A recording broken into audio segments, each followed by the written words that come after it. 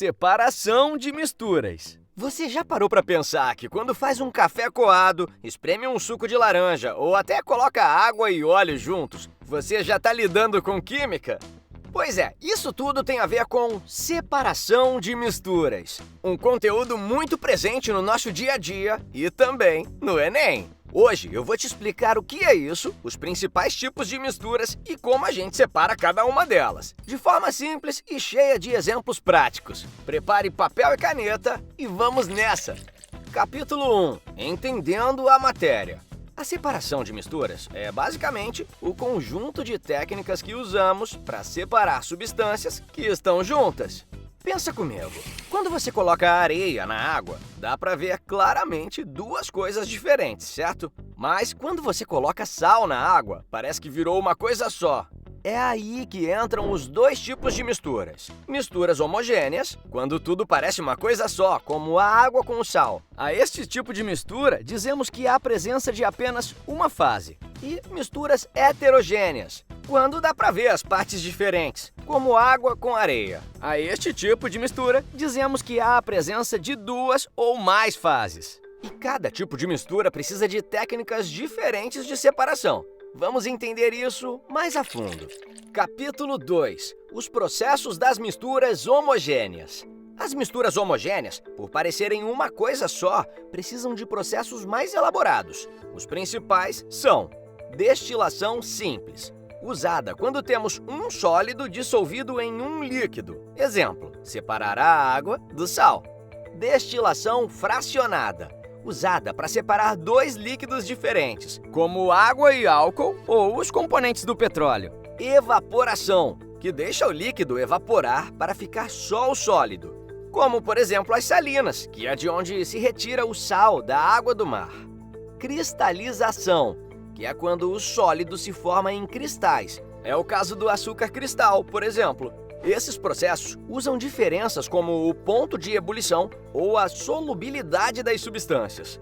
Esses exemplos que eu trouxe caem muito no Enem, porque são situações que fazem parte do nosso dia a dia. E falando em Enem, se você quiser uma maneira infalível de se preparar para a prova, no plano de estudos do Toda a Matéria, você encontra um calendário completo feito para atender às suas necessidades, exercícios com gabarito comentado e simulados focados nesses conteúdos. Criando a sua conta agora, você ganha 7 dias grátis para experimentar. Corre! Faltam menos de 45 dias para a prova. Então já aproveita, deixa seu like, se inscreve no canal, ativa o sininho e comenta aqui embaixo. Qual desses exemplos de separação de misturas você já viu acontecendo ao vivo? Capítulo 3. Processos para misturas heterogêneas. Agora vamos para as misturas heterogêneas, aquelas em que dá para ver claramente as partes diferentes. Os processos mais comuns são: catação, processo manual de separação. É como quando tiramos impurezas ou pedrinhas do feijão antes de cozinhar. Peneiração, usada para separar partículas de tamanhos diferentes. Imagine uma peneira de cozinha, que deixa o pó de farinha passar, mas segura grãos maiores. Filtração, consiste em passar a mistura por um filtro que retém a parte sólida e deixa o líquido passar. O café coado é o exemplo clássico. Decantação. A mistura fica em repouso e o componente mais denso se deposita no fundo. A água barrenta, quando deixada parada, mostra bem esse processo. Centrifugação. Essa acelera a decantação por meio de um movimento circular intenso. É muito usada em laboratórios, por exemplo, para separar componentes do sangue, como o plasma. Flotação. Separa substâncias de densidades diferentes com a ajuda de um líquido. Se misturarmos areia e serragem na água, a areia afunda e a serragem boia.